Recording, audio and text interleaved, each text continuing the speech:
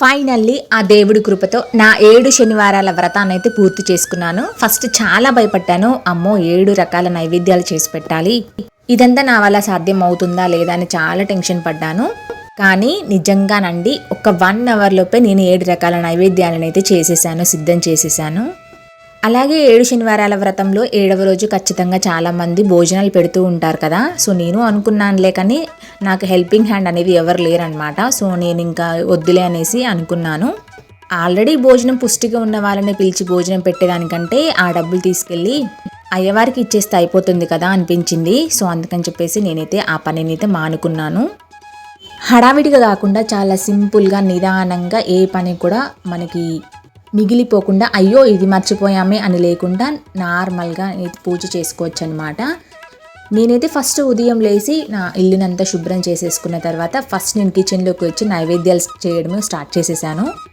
First నైవేద్యాలన్నీ complete చేసుకుంటే మనం free అవ్వచ్చు అనమాట. ఇంకా తర్వాత నిదానంగా పూజ సామాన్లన్నీ చదువుకోవచ్చు, ఇవన్నీ చేయొచ్చు.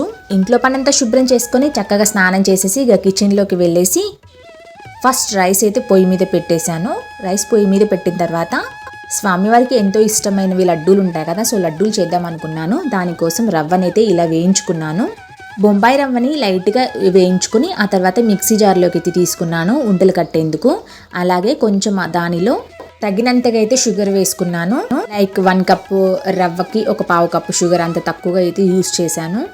ఇప్పుడు దీనిని మరీ ఫైన్గా పౌడర్ కాకుండా జస్ట్ నార్మల్గా 2 మిక్స్ అయ్యేలా మాత్రమే నేను మిక్స్ చేసుకున్నాను. అదే షుగర్ ఇన్ కేసు లావుగా అంటే అది ముందుగానే మనం ఫైన్గా పౌడర్ చేసుకోవాలి. సో ఆల్రెడీ మా ఇంట్లో షుగర్ నార్మల్ సైజులోనే ఉందన్నమాట, మీన్స్ స్మాల్ సైజులో ఉంది. సో అందుకని చెప్పేసి రెండింటిని నేను లైట్గా మిక్స్ చేసేసి ఒక బౌల్లోకి తీసుకున్నాను. ఇప్పుడు దానిలోకి కాచిన నెయ్యిని అయితే తీసుకుంటున్నాను. ఇలా తగినంతగా నెయ్యి పోసుకొని మనకి ఉండలు కడితే ఎంత నెయ్యి అయితే సరిపోతుందో అంతని యూస్ చేయాలండి. మరి ఓవర్గా చేసామనుకో నెయ్యి స్మెల్ వస్తాయన్నమాట. ఇప్పుడు ఆ నెయ్యి అంతా చక్కగా ప్రతి అణువు బొంబాయి రవ్వకి పట్టాలి, అప్పుడైతేనే ఉండలు మంచిగా వస్తాయి. సో చూస్తున్నారు కదా, ఇంకేం లేదనమాట, ఇలా ఉండలు కట్టేసుకోవడమే. నిజంగా అండి నా లైఫ్లో ఇలా రవ్వ లడ్డూని చేయడం ఫస్ట్ టైం అనమాట. ఫస్ట్ టైం నేను ఆ దేవుడి కోసమే చేశాను, ఎప్పుడు చేయలేదు. అండ్ రవ్వ లడ్డుని కొంతమంది ఒక్కొక్క విధంగా చేస్తారు, కొంతమంది పానకం పట్టి అందులో పోసి ఇలా చేయడం చేస్తూ ఉంటారు. నేనైతే ఇలా సింపుల్ మెథడ్లో ఎంచుకున్నాను అనమాట. అండ్ ఒకవేళ టేస్ట్ బాగుంటుందేమో అనుకోకపోవచ్చు, టేస్ట్ మాత్రం సూపర్గా ఉంది. ఇప్పుడు దీనిని నేను స్వామివారికి నైవేద్యం కోసం ఇలా ఆకు బౌల్లో అయితే వేసేసుకుంటున్నాను. ఎందుకంటే ఒక నైవేద్యం అయిపోగానే ఒక బౌల్లో సర్వ్ చేసుకొని పక్కన పెట్టేసుకుంటే ఒక టెన్షన్ అనేది పోతుందన్నమాట. అండ్ ఒక ఐటమ్ అయిపోయింది అన్న ఫీల్ అయితే నాకు వస్తుంది. ఇప్పుడు ఆ తర్వాత నువ్వులు ఉంటాయి కదా, తెల్ల నువ్వుల లడ్డు చేద్దాం అనుకున్నాను. సో అందుకోసం వాటిని కూడా దూరగా వేయించుకున్నాను. కొంతమంది వేయించుకోకుండా డైరెక్ట్గా లడ్డూలు కట్టేస్తారు, బట్ నేను మాత్రం కొంచెం వేయించుకుంటే బెటర్ అనిపించింది, అందుకోసం వేయించుకుంటున్నాను. ఇలా వేయించుకున్న తెల్ల నువ్వులన్నీ ఇప్పుడు ఇందాకట్లాగే మిక్సీ జార్లోకి తీసుకుందాము. డైరెక్ట్గా అలా నువ్వులతో లడ్డు కట్టాలంటే మన పాకం పట్టడం ఇలా ఉంటుంది కదా. సో నేను అదంతా చేయాలనుకోవట్లేదు, జస్ట్ సింపుల్గా చేయాలనుకుంటున్నాను. అందుకోసం ఇలా దోరగా వేయించిన నువ్వుల్లోకి నేను చక్కెర తీసుకోకుండా బెల్లంనైతే యూస్ చేస్తున్నాను. సేమ్ అండి, బెల్లం ఒకవేళ ఇష్టమైతే ఒక 1 కప్కి నువ్వులైతే ఒక 1/2 కప్పు బెల్లం అలా యూజ్ అవుతుంది. నేనైతే ఒక 1/2 కప్పు యూస్ చేశాను. ఇప్పుడు ఈ మిశ్రమాన్ని కూడా మరీ ఓవర్గా ఫైన్ పౌడర్ అస్సలు చేసుకోవద్దు, జస్ట్ మనకి నోటికి తినేటప్పుడు తగలాలన్నమాట, నువ్వులు అని తెలియాలి. సో అందుకోసం బాగా ఫైన్గా పౌడర్ చేసుకోకుండా నార్మల్ మీడియంలో అయితే మిక్సీ పట్టేసుకొని అందులో ఇందాకట్లాగానే కాచి చల్లార్చిన నెయ్యిని అయితే వేసుకుంటున్నాను. ఇలా నెయ్యి వేసుకోగానే చెప్పాను కదా ఇందాక, ప్రతి అణువుకి నెయ్యి అనేది కలపాలన్నమాట. సో మంచిగా నెయ్యి కలిస్తే అప్పుడు ఉండలు కూడా పర్ఫెక్ట్గా ఇరిగిపోకుండా రౌండ్గా వస్తాయి. చూస్తున్నారు కదా. సో ఇంతే అండి, జస్ట్ సింపుల్ క్విక్గా అయితే మనకి ఇలా లడ్డూలు అయితే రెడీ అయిపోతున్నాయి స్వామివారికి. ఈ నువ్వుల లడ్డు కూడా చాలా హెల్త్కి చాలా మంచిదండి. సో మనమైతే రెగ్యులర్గా అస్సలు యూజ్ చేయము, బట్ ఈ దేవుడి దయ అయినా ఇలా లడ్డూలు చేసుకునే భాగ్యం కలిగిందన్నమాట. సో ఇలా పిల్లలకి ఐరన్ డెఫిషియన్సీ ఉంటే ఇలా ఒక లడ్డు చేసి పిల్లలకి పెడితే చాలన్నమాట. సో ఇప్పుడు ఈ స్వామివారి కోసం ఇవి కూడా ఈ ఆకు బౌల్లో అయితే నేను సిద్ధం చేసుకుంటున్నాను. చూసారు కదా, అతి తక్కువ టైంలోనే మనకి 2వ నైవేద్యం కూడా పూర్తయిపోయింది. ఇప్పుడు నల్ల నువ్వులు అనమాట. సో అసలు సప్త శనివారాలు అంటేనే మనకి నల్ల నువ్వుల లడ్డు గుర్తు రావాలి. సో అందుకోసం ఇప్పుడు అసలే 7వ శనివారం కదా, ఇంకా నల్ల నువ్వుల లడ్డుని మిస్ చేయొద్దు అనుకుని నల్ల నువ్వుల లడ్డుని కూడా చేద్దాము అని అనుకున్నాను. జస్ట్ మనకి ఒక 5 లడ్డూలు 3 లడ్డూలు చేసుకుంటే చాలన్నమాట, ప్రసాదం కోసమే కదా. సో అందుకోసం తక్కువ యూజ్ చేశాను. అండ్ ఇందులో కూడా నేను చక్కెర యూజ్ చేయకుండా బెల్లంని అయితే యూజ్ చేస్తున్నాను. నిజంగా అండి, మనం ఇలా లడ్డూలు చేయాలనుకున్నప్పుడు ఈ బెల్లం పౌడర్ చాలా బాగా పనికొస్తుంది. అదే మనం బెల్లము ఉండలు తీసుకొచ్చి వాటిని తురిమేసరికి మనకు సగం టైం అయిపోతుంది అనమాట. దీనిని కూడా నేను ఫైన్ పౌడర్ అయితే చేయలేదు, మీరు చూస్తున్నారు కదా. సో లైట్గా మనకి తెలుస్తుంది అన్నమాట. మీరు ఇక్కడ ఒక విషయం గమనించినట్లయితే నేను ఒకే మిక్సీ జార్ అండ్ ఒకే బౌల్ని యూజ్ చేశాను. గిన్నెలు కూడా క్లమ్జీ అవ్వకుండా ఈ మోర్ యూటెన్సిల్స్ నేను యూజ్ చేయకుండా జస్ట్ 2తోనే నేను 3 నైవేద్యాన్ని అయితే చేసేస్తున్నాను, మీరు గమనించినట్లయితే. సో ఇందులో కూడా నెయ్యి యూజ్ చేశాను. సో నెయ్యి అంతా ఒకేసారి కాకబెట్టుకున్నాను కనుక ఇలా 3 నైవేద్యాలకు కూడా ఒకేసారి యూజ్ చేశాను. ఇప్పుడు ఈ నెయ్యి కూడా మొత్తం మంచిగా కలపాలన్నమాట. సో ప్రతి అణువుకి నెయ్యి పట్టిన తర్వాత ఇంకో ఉండలు కట్టేసుకోవడమే. నా మొదటి సప్త శనివారాల్లో ఇలా నల్ల నువ్వుల లడ్డు చేశాను. మళ్ళీ ఇప్పుడు 7వ శనివారంలో అయితే నల్ల నువ్వులు చేద్దామని చేస్తూ ఉన్నాను. చాలా బాగా వచ్చాయి. అతి తక్కువ టైంలోనే చూసారు కదా 3 నైవేద్యాలు అయితే ఫినిష్ అయిపోయాయి అనమాట. సో నేను ఇప్పుడు ఈ బౌల్లోకి అయితే తీసేసుకుంటున్నాను. సో నాకు ఒక సాటిస్ఫై అయిపోతుంది అనమాట, అమ్మ 3 నైవేద్యాలు అయితే పూర్తయ్యాయి, ఇంకా మిగతా చేయాలి అని చెప్పేసి. మీరు ఒకటి గమనించినట్లయితే నేను ఇక్కడ లడ్డూలు కట్టే లోపల అన్నం అయితే కుక్ అయిపోయింది, గమనించారా? ఇలా మనము తక్కువ టైంని సేవ్ చేసుకోవాలి. సో అప్పుడైతేనే మనం హడావిడి కాకుండా పూజ నిదానంగా చేసుకోగలుగుతాము. సో అన్నం కుక్ అయిన తర్వాత నేను పక్కనే పాలు వేడి చేశాను. ఎందుకో తెలుసా? పాయసం చేయడానికి. అవును, మనం డైరెక్ట్గా బియ్యం వేసి పాయసం చేస్తే అది చాలా టైం తీసుకుంటుంది కదా. సో అలా కాకుండా మనం ఇలా ఆల్రెడీ రైస్ కుక్ చేసేసాను. సో ఇప్పుడు ఆల్రెడీ బాయిల్ అయిన పాలలో ఈ ఉడికిన రైస్ని వేసుకుంటే జస్ట్ 10 మినిట్స్లో మనకి పాయసం రెడీ అయిపోతుందండి. మనం ఒకవేళ పాలు పొంగించాలి అలా అంటున్నప్పుడు ఇలా రైస్ పనికిరాదులే, కానీ జస్ట్ నైవేద్యం కోసమే కదా, సో ఎలా అయినా చేసుకోవచ్చు. ఇప్పుడు ఆ 10 మినిట్స్లో పాయసం రెడీ అయ్యే లోపు మనం ఏం చేద్దామంటే పులిహోర కోసం అయితే రైస్ని చల్లారి పెట్టుకుందాము. సో ఒక్కసారి రైస్ ఉండాను కనుక ఈ రైస్తో నేను పులిహోర, పాయసము అలాగే దద్దోజనం 3 కూడా అయిపోతాయి అన్నమాట. సో ఇప్పుడు మీకు అర్థమైంది కదా 6 నైవేద్యాలు కూడా ఎంత క్విక్గా చేయొచ్చో మీకు అర్థమైంది కదా. ఇందాకనే మనం నెయ్యి వేడి చేసుకున్నాం కదా లడ్డుల కోసం. ఇప్పుడు ఆ నెయ్యి గిన్నెలోనే నేను డ్రై ఫ్రూట్స్ వేసాను పాయసంలోకి. సో ఈ డ్రై ఫ్రూట్స్ని వేయించుకొని ఇప్పుడు మనం ఆ పాయసంలో వేసేసుకోవడమే. సో ఇలా గిన్నెలు కూడా మనం మోరుగా అవ్వకుండా చూసుకోవాలి. టైం మేనేజ్మెంట్తో పాటు ఇలా గిన్నెలు కూడా ఎక్కువ అవ్వకుండా చూసుకోవాలి. చూసారు కదా 10 మినిట్స్లో మనకి రైస్ ఆల్రెడీ ఉడికిపోయిన రైసే కదా, సో ఇంకొంచెం మెత్తగా అవుతుందన్నమాట అంతే ఆ పాలల్లో. ఇప్పుడు నేను తురిమిన బెల్లం తీసుకున్నాను. ఇందాక బెల్లం పౌడర్ యూజ్ చేశాను కదా లడ్డులకి, ఆ బెల్లం పౌడర్ అయితే యూజ్ చేయలేదు, ఎందుకంటే పాయసం అంతా నల్లగా వస్తుంది అని చెప్పేసి నేను తురిమిన బెల్లంని తీసుకున్నాను. రెడ్ కలర్లో ఉండే బెల్లాన్ని, ఎల్లో కలర్లో ఉండే బెల్లాన్ని. పాయసం అంతా అయిపోయిన తర్వాత డ్రై ఫ్రూట్స్ వేయడం కంటే సో ఇప్పుడే మనం బెల్లంతో పాటు వేసేసామనుకో కొంచెం అందులో ఇనికినట్టుగా అయ్యి టేస్ట్ బాగుంటుంది అనమాట పాయసం. సో నెయ్యి కూడా ఇన్వాల్వ్ అవుతుంది కనుక అందుకే నేను ఇప్పుడే వేసేసాను.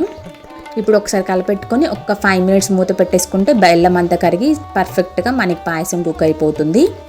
సో చూసారు కదా మనకి ఎంత షార్ట్ టైంలో ఎలా అయిపోతున్నాయో ప్రసాదాలు. ఫస్ట్ నేనైతే బిఫోర్ డే అయితే టెన్షన్ పడిపోయానమాట. సో ఎంత టైం పట్టిద్దో, ఎలా అవుతుందో, ఎలా చేయగలుగుతాను అని. బట్ వన్స్ నేను దిగిన తర్వాత చాలా సింపుల్గా నార్మల్గా ఏ హారాటం లేకుండా చేయగలిగాను. ఇప్పుడు ఆ బెల్లం అంతా ఆ పాయసంలో కరిగేలోపు మనం ఏం చేద్దాము అంటే పులిహోరకి ఏర్పాట్లు అయితే చేసేసుకుందాము. ఆ అన్నం ఆల్రెడీ చల్లారిపోయింది కదా. సో ఇందులో ఇప్పుడు లెమన్ అయితే స్క్వీజ్ చేసి వేసుకుంటున్నాను. సెకండ్ టైం అనుకుంటా నేను చింతపండు పులిహోర అయితే చేశాను, చింతపండుతో ప్రిపేర్ చేశాను. బట్ ఇప్పుడు మనకు చాలా టైం సేవింగ్ అనమాట. టైం కొంచెం ముంచుకుంటేనే బెటర్ అనిపించింది. సో అందుకని చెప్పి చింతపండు కాసేంత ఇవ్వలేదన్నమాట. సో అందుకని లెమన్ని యూజ్ చేశాను, క్విక్గా అయిపోతుందని చెప్పేసి. తర్వాత దానిలో తగినంత సాల్ట్ అయితే యూజ్ చేశాను. ఇప్పుడు మన రైస్కి తగినంతగా పసుపు అయితే వేసుకుంటున్నాను. ఇప్పుడు ఈ మూడింటిని అయితే చక్కగా కలిసేలా, అంటే ప్రతి రైస్కి మొత్తం కలవాలన్నమాట. మంచిగా కలిపెట్టుకుంటూనే అప్పుడు టేస్ట్ కూడా బాగుంటుంది. ఇప్పుడు తాలింపుకి అయితే సిద్ధం చేసేసుకుంటున్నాను. ఇంకా పులిహోర అయిపోతే 6 నైవేద్యాలు అయితే పూర్తయిపోతాయి. తాలింపు అయితే పెట్టేసుకుంటున్నాను. సో పూర్తయిపోయిందనమాట. సో ఇప్పుడు మన రైస్లో మిక్స్ చేసేసుకోవడమే. అందరికి తెలిసిలేండి పులిహోర, ఇదేం పెద్ద వింతైతే కాదు కదా. ఏ మాటకి ఆ మాట అండి. అబ్బా పులిహోర కలుపుతుంటే స్మెల్ అంతా గుమ్మగుమ్మలాడుతుంది అనమాట, ఇల్లంతా సువాసన వస్తుంది. అసలు పులిహోరకి ఫేవరెట్ కాని పర్సన్స్ ఎవరుంటానులేండి, నేనైతే చచ్చిపోతానన్నమాట పులిహోర అంటే. ఇప్పుడు మన 4th నైవేద్యాన్ని అయితే బౌల్లోకి తీసేసుకుందాము స్వామివారికి పెట్టేందుకు. ఇప్పుడు స్వామివారికి పెరుగన్నం కలుపుదాము. సో ఆల్రెడీ రైస్ కుక్ అయిపోయింది కనుక కొంచెం రైస్ తీసేసుకొని పెరుగు అయితే కలుపుకున్నాను. నేను సాల్ట్ అవన్నీ ఏం యూజ్ చేయట్లేదు. చక్కగా ఈ పెరుగు కలుపుకొని ఇది కూడా బౌల్లోకి తీసేసుకుంటే అయిపోద్ది. కొంతమంది తాలింపు వేసి దద్దోజనం లాగా చేశారు కదా, బట్ అన్నిట్లో తాలింపు ఎందుకండి, కొన్ని నార్మల్గానే పెడితే బాగుంటుందని చెప్పేసి నేనైతే తాలింపు అయితే పెట్టలేదు. 5th నైవేద్యం కంప్లీట్ అయిపోయింది. ఇప్పుడైతే 6th నైవేద్యం అయితే తీసేసుకుంటున్నాను స్వామివారికి సమర్పించడానికి. వావ్, నిజంగా చెప్పాలంటే లాస్ట్ నైట్ నేను టేస్ట్ చేశాను, చాలా బాగా వచ్చింది పాయసం. ఇప్పుడు లాస్ట్ అనమాట 7th నైవేద్యం. 7th నైవేద్యం అయితే మనం ఎటువంటి కుకింగ్ లేదనమాట, కుకింగ్ చేయకుండా నార్మల్గా పెట్టేయాలి స్వామికి. సో అందుకని చెప్పేసి వడపప్పు బెల్లం అయితే పెడుతున్నాను. సో పప్పుని చక్కగా కడుక్కొని వడకట్టేసి సో దాని మీద కొంచెం బెల్లం పెట్టి ఇది 7వ నైవేద్యంగా నేను ఎంచుకున్నాను అనమాట. సో ఇప్పుడు చూడండి అన్ని నైవేద్యాలు కూడా సిద్ధమైపోయాయి. చూసారు కదా, నేను అన్నట్లుగానే ఒక 1 అవర్లో మనం 7 రకాల నైవేద్యాలను అయితే ఇలా సిద్ధం చేసుకోవచ్చు. మరి ఓవర్గా ఎక్కువ టైం పట్టే నైవేద్యాలను కాకుండా ఇలా సింపుల్గా తక్కువ టైంలో నైవేద్యాలను ఎంచుకుంటే మనకి టెన్షన్ ఉండదు, పూజ కూడా అనుకున్న టైంకి కంప్లీట్ అయిపోతుంది. స్వామివారికి ఎంతో ఇష్టమైన నల్ల నువ్వులను అయితే మధ్యలో పెట్టేద్దాము. ఇప్పుడు ఈ నైవేద్యాల మీద మూత పెట్టేద్దాము. డెఫినెట్గా మూత పెట్టిన తర్వాత ఇప్పుడు నా బయట పని అయితే స్టార్ట్ చేశాను, అంటే గడపలు కడగడం ఇవన్నీ స్టార్ట్ చేశాను. ఎందుకంటే నైవేద్యాలే కదా అసలు పని. సో అసలు పని అయిపోయిన తర్వాత ఇంక ఇవన్నీ చిన్న చిన్న వర్క్లు అనమాట. సో ఇప్పుడైతే గడపని అయితే తూడ్చేసుకున్నానండి, అది వీడియో క్లిప్ మిస్ అయింది. తూడ్చుకున్న తర్వాత ఇలా పసుపుని అయితే రాస్తున్నాను. ఖచ్చితంగా మనం ఇటువంటి వ్రతాలు ఏమైనా చేస్తున్నప్పుడు గడపనైతే పూజించుకోవాలి. ఫైనల్గా నా గడప అలంకరణ అయితే ఇలా చేసేసాను అనమాట. ఆల్రెడీ పెయింట్ ఉంటుంది గడప మీద, సో దాని మీద నేను కుంకుమ అలాగే ముగ్గు పిండితో అయితే ముగ్గులు వేసిస్తాను. ఆ తర్వాత ఇలా పీఠాన్ని అయితే సిద్ధం చేసుకుంటున్నాను. దీనికంటే ముందు నేను ఇంట్లో ఆల్రెడీ దీపం పెట్టేసాను, నిత్య దీపం పెడతాం కదా, అది పెట్టిన తర్వాతనే మనం ఇప్పుడు పీఠాన్ని అరేంజ్ చేసుకొని ఇంక ఇక్కడ ముగ్గు వేయడానికి అయితే ట్రై చేస్తున్నాను. కొంచెం పేషెన్స్తో మనకి టైం ఎక్కువగా ఉంటే నిదానంగా చాలా అందంగా వేయచ్చు రంగోలిని. బట్ నాకున్న హడావిడికి మనం ఈ పూజా ఏర్పాట్లకి ఎంత టైం పట్టిందో తెలుసా? 1 అవర్ పైన పట్టిందండి. మన నైవేద్యాలు కూడా 1 అవర్ కదా, మళ్ళీ ఇంట్లో పని 1 అవర్ కదా, మళ్ళీ పూజ 1 అవర్ అనమాట. సో టోటల్గా 4 అవర్స్ పట్టిందనమాట. ఇప్పుడు స్వామివారి పీఠం మీద స్వామివారి పటాన్ని పెట్టుకొని ఇంకా నేను అలంకరణ గంధం కుంకుమ అవన్నీ పెట్టుకుంటున్నాను. సో ఇది 7వ శనివారం కనుక నాకు మెమొరబుల్గా గుర్తుండిపోవాలని ఇలా వీడియో క్యాప్చర్ చేశాను. ప్లస్ అలాగే ఇప్పుడు నా పూజ చూసి వేరే వాళ్ళకి ఎవరికైనా ఇన్స్పిరేషన్ కలిగి వారు కూడా పూజ చేసుకోవచ్చు కదా. సో ఆ భావంతోనే నేను యూట్యూబ్లో అప్లోడ్ చేయడం జరుగుతుంది. ఇప్పుడు స్వామివారి అలంకరణ కోసం తులసి మాల వేస్తున్నానండి. చాలా ప్రీతికరమైనది స్వామివారికి ఇది. ఒకవేళ మాల లేకపోతే తులసి దళాలతో పూజ ఎలాగో చేస్తాం కనుక అవసరం లేదనమాట. ఆ తర్వాత ఒక చిన్న సన్నజాజుల పూల మాల ఉంది. సో అదంతా ఇల్లంతా గుమ్మగుమ్మ వాసన వస్తుంది. సో ఇటువంటి స్మెల్ వచ్చే పూలదండని స్వామివారికి వేస్తే బాగుంటుంది కదా. మీకు వీడియోలు అన్నీ చూపించలేదు, అక్కడ కావాల్సిన పూజ సామాన్లన్నీ అక్కడ సిద్ధం చేసుకున్న తర్వాతనే నేను పిండి ప్రమిదలు అయితే చేయడానికి రెడీ అవుతున్నాను. మనము అన్నిటికంటే ముందే పిండి ప్రమిదలు చేసుకున్నాం అనుకో, మనం పూజ సామాన్లన్నీ ఏర్పాటు చేసుకొని పూజకు కూర్చునేసరికల్లా అవి కొన్నిసార్లు విరిగిపోతున్నాయి అన్నమాట, బ్రేక్ అవుతున్నాయి. సో ఎందుకంటే ఎండాకాలం కదా, ఎండిపోయి విరిగిపోతాయి అన్నమాట.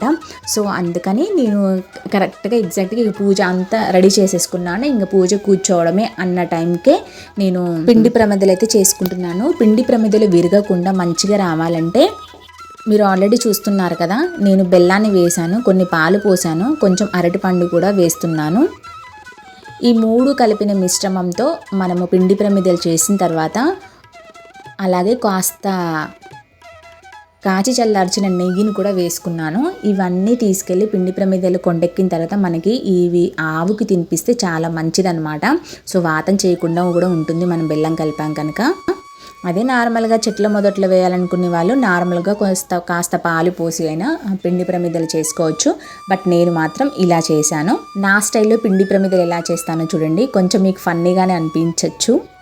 నేనైతే ఇలా గ్లాస్లో తీసుకొని పిండిని చల్లుకొని గ్లాస్ లోపల సో ఉండకి కూడా మొత్తం బియ్యపిండి పౌడర్ అంతా ఇలా తగిలించుకుని ఆ తర్వాత గ్లాస్లో వేసేసుకొని మన ఇంట్లో పప్పిగుత్తి ఉంటుంది కదండి, సో దానికి కూడా నేను కాస్త బియ్యపిండి రాసి ఇలా అద్దుతూ ఉన్నాను అనమాట లోపలికి. సో ఇలా ప్రెస్ చేసి ఓపెన్ చేయగానే మనకి వచ్చేస్తుంది అనమాట. కొంచెం బియ్యం తగులుకొని ఇలా అయితే వస్తుంది, బట్ హ్యాండ్తో అయితే పర్ఫెక్ట్గా అయిపోతుంది అనమాట, జస్ట్ క్విక్గా. సో అలానో ఇలానో ఎలాగైతేనేంటి పర్ఫెక్ట్గా అయితే నేను పిండి ప్రమిదలు అయితే చేసేసాను.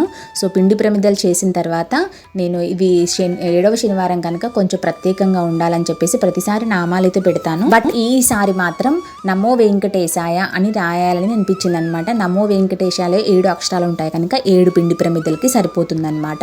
సో అందుకని చెప్పేసి ఓం నమో వెంకటేశాయ అయితే సరిపోదు, ఓం అనే అక్షరం ఎక్స్ట్రా ఉంటుందన్నమాట. సో అందుకని చెప్పేసి నమో వెంకటేశాయ అని మాత్రమే 7 ప్రమిదలకి కరెక్ట్గా సరిపోతుంది. సో నేనైతే ఇది రాసేసుకుంటున్నాను ఇలా అనమాట. సో ఇలా మనం పూజ సామాన్లు ఏర్పాటు చేసుకొని ప్రమిదలు చేసుకొని ఇలా అక్షరాలు రాసుకుంటూ టైం అనేది చాలా తినేస్తుంది అనమాట. సో మనకు టైం తెలియకుండానే 4 to 5 hours టైం కూడా పట్టిందనమాట పూజకి. ఆల్మోస్ట్ మార్నింగ్ లేచిన దగ్గర నుంచి స్టార్ట్ చేసి పూజ కంప్లీట్ అయ్యానికి 11-12 అయిపోతుందన్నమాట. బట్ మన జీవితంలో చేసేది 7 ఒక వడ్డీతో కలిపి 8 రోజులే కదండి స్వామివారికి కేటాయించేది. సో అందుకని కాస్త ఓపిక తెచ్చుకొని మరీ చేసేసుకున్నాను. ఇప్పుడు ఈ పిండి ప్రమిదలని స్వామివారి చుట్టూ అయితే పేరుస్తున్నాను. ఇలా పిండి ప్రమిదలను తీసుకొచ్చి పెడుతూ ఉంటే పూజ ఆ పీఠానికి మంచి కళ వచ్చేసిందండి. నమో వెంకటేశాయ చూసారు కదా, కరెక్ట్గా సరిపోయింది. ఇప్పుడు ఫైనల్ అవుట్పుట్ అయితే మీకు చూపిస్తాను. సో ఇలా పెట్టుకున్నాను, ఇలా రౌండ్గా కాకుండా స్ట్రైట్గా పెట్టుకుంటే ఇంకా అక్షరాలు బాగా కనిపించేవి అనిపించింది. బట్ నేను ఆల్రెడీ గణేశుడి కుంది ఇవన్నీ పెట్టుకున్నాను కదా, మళ్ళీ చేంజ్ చేయడం ఎందుకులే అనేసి అలాగే ఉంచేశాను. ఇప్పుడు ఇక గణేష్ పూజ స్టార్ట్ చేసే సమయం రానే వచ్చింది, అందుకోసం దీపాలను అయితే వెలిగించేసుకున్నాను.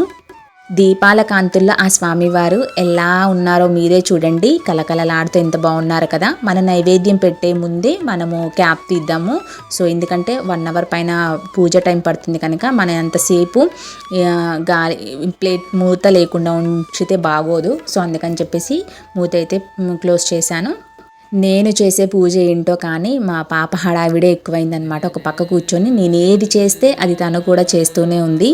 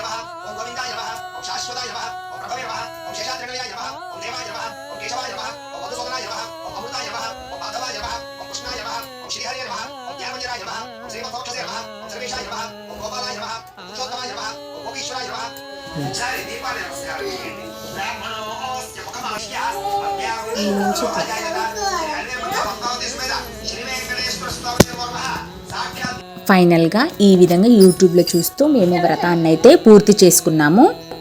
పూజ అంతా అయిపోయింది. ఇంకా నైవేద్యం పెట్టే ముందు కొబ్బరికాయ కొట్టాలి కదా. మా పిల్లలు మొదటైతే చాలా ఓపికగా కూర్చున్నారు, లాస్ట్ వరకు వచ్చేసరికల్లా ఇంకా బొర్లుతూ ఉన్నారనమాట. ఇంట్లో మళ్ళీ వెళ్తారు మళ్ళీ వస్తారు, ఇలా కూర్చుంటున్నారనమాట. ఫైనల్గా అయితే స్వామివారి వ్రత కథ అంతా ముగిన తర్వాత సో తీసిన వీడియో అండి ఇది. నా 4th 5th శనివారంలో మాత్రం ఒక్కసారి పిండి ప్రమిదలు బ్రేక్ అయ్యి ఆయిల్ కూడా బయటకు వచ్చేసింది. బట్ ఎప్పుడు కూడా ఏ శనివారంలో కూడా అలా జరగలేదు. ఒక్కసారి ఎందుకో బ్రేక్ అయిపోయాయి. సో ఇప్పుడు మాత్రం చాలా బాగున్నాయి. ఎటువంటి హడావిడి లేకుండా చాలా నిదానంగా ఓపిక్గా పూజ అయితే చేసేసుకున్నాము.